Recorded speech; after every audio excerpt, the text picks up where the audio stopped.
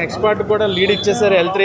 So the beginning అన్నారు, యాక్చువల్గా end part అంటున్నారు, 3 పార్ట్లే రాసుకున్నారు, బట్ లాస్ట్ పార్ట్కి ద బిగినింగ్ అన్నారు. సో అసలు ఖురేషి సో ఎలా మారుతాడు లూసిఫర్గా అనేది ఒకటి ఉంటుంది. అలాగే వీళ్ళకి ఎలా కలిసారు, స్టీఫెన్గా ఎలా మారాడు, లూసిఫర్గా ఎలా కన్వర్ట్ అయ్యాడు, సో మొత్తం అంతా కూడా ఆ థర్డ్ పార్ట్లో రివీల్ చేస్తారని తెలుస్తుంది. అండ్ చైనా మొత్తానికి మన నూడిల్స్ దేశానికి తీసుకొచ్చారనమాట ఫైనల్ గాని.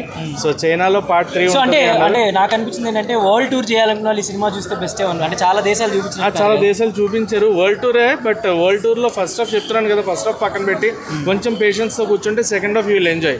బట్ లూసిఫర్ ఎలా ఉందో దానికి అంత ఇంపాక్ట్ అయితే క్రియేట్ చేయలేదు అనిపించింది. పార్ట్ 1 తో పోలిస్తే స్టోరీ లైన్ ఇంకా అంత ఇంపాక్ట్ఫుల్ గా లేదు.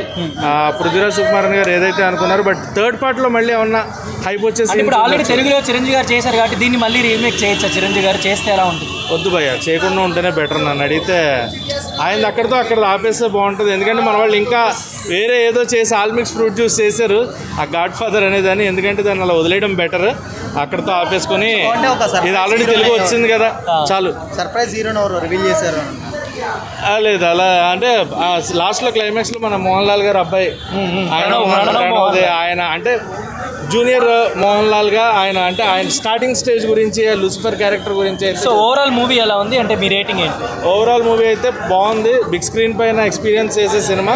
ఫస్ట్ హాఫ్ కొంచెం బేర్ చేయండి, second half you will enjoy.